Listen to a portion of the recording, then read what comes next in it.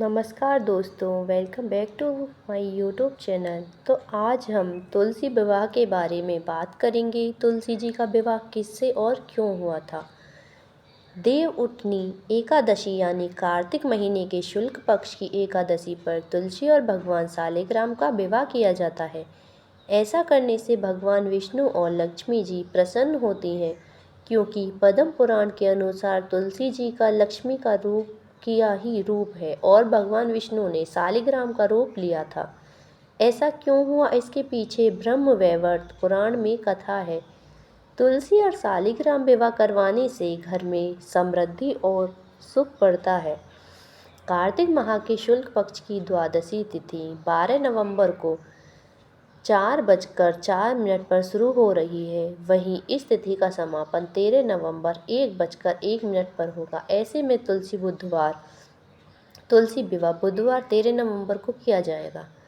तुलसी विवाह की सामग्री: तुलसी का पौधा, भगवान विष्णु की मूर्ति या तस्वीर और सालिग्राम जी के लाल रंग का वस्त्र, कलश, पूजा की चौकी, सुहाग की सामग्री जैसे बिछुए, सिंदूर, बिंदी, चुनरी, सिंदूर, मेहंदी आदि। मूली, शकलकंद, सिंगाड़ा, आंवला, बेर, मूली, सीताफल, अमरूद आदि, केले के पत्ते, हल्दी की गांठ, नारियल, कपूर, धूप, चंदन आदि हम इसमें इस्तेमाल कर सकते हैं। मान्यता है कि देवउठनी एकादशी के दिन महिलाएं घाट पर नहाने के बाद विधि विधान से तुलसी की शादी सालिग्राम से कराती हैं। आइए जानते हैं कौन थे सालिग्राम।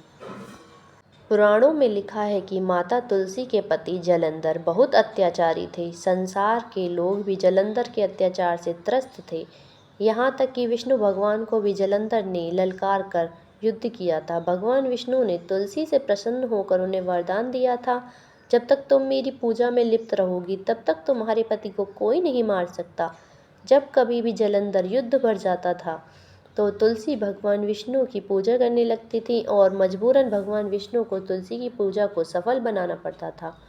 फिर एक दिन भगवान शिव ने कहा कि ऐसे ही होता रहा तो ये अत्याचारी जलंधर पूरे संसार पर राज करने लगेगा। भगवान विष्णु ने बनाई थी फिर योजना जलंधर को मारने के लिए। उसके बाद भगवान शिव ने विष्णु जी से कहा कि जब जलंधर युद्ध पर जाए तो हम उसका रूप लेकर तुलसी के पास जाएं तो वह पूजा नहीं करेगी। उसी समय मैं उसका वध कर दूंगा। फिर जैसे ही जलंधर युद्ध पर गया उसी समय विष्णु जी का उसका रूप रखकर उसके पास गए। तुलसी ने से प्रेम करने लगे और उसका पवित्रता का व्रत तोड़ दिया। इससे जलंधर की शक्ति क्षीण हो गई और भगवान शिव ने उसका सिर धड़ से अलग कर दिया। सर धड़ से अलग होने के बाद वह तुलसी की गोद में गिर गया और धड़ से आवाज आई कि तुलसी, तेरे साथ छल हुआ है। यह वही है जिसकी तू पूजा करती थी, उसी ने ऐसा किया है। तुलसी ने दिया था भगवान विष्णु को श्राप। इसके बाद भगवान विष्णु अपने असली रूप में आ गए, जिससे तुलसी को गहरा आघात पहुंचा और कहा, भगवान, मैं बचपन से आपको पूछती आ रही हूँ, आपने ऐसा छल क्यों किया। उसी समय तुलसी ने क्रोध में आकर भगवान विष्णु को श्राप दे दिया कि आपने मेरी भावनाओं की कदर नहीं की और पत्थर की तरह व्यवहार किया, इसलिए आप भी पत्थर के हो जाओगे। तुलसी के बिना मैं प्रसाद स्वीकार नहीं करूँगा। विष्णु जी ने ये प्रण लिया। इस श्राप से पूरी सृष्टि में हाहाकार मच गया।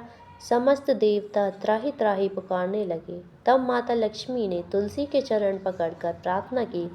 तब तुलसी ने जगत कल्याण के लिए अपना श्राप वापस ले लिया और खुद जलंधर के साथ सती हो गई। खुद के एक रूप को पत्थर में समाहित करते हुए विष्णु जी ने कहा कि आज से तुलसी के बिना मैं प्रसाद स्वीकार नहीं करूँगा। इस पत्थर को सालिग्राम के नाम से तुलसी के साथ ही पूजा जाएगा। कार्तिक महीने में तुलसी का सालिग्राम के साथ विवाह भी किया जाता है और देवउठनी एकादशी के दिन को तुलसी विवाह के इस रूप में पूरे भारत देश में मनाया जाता है।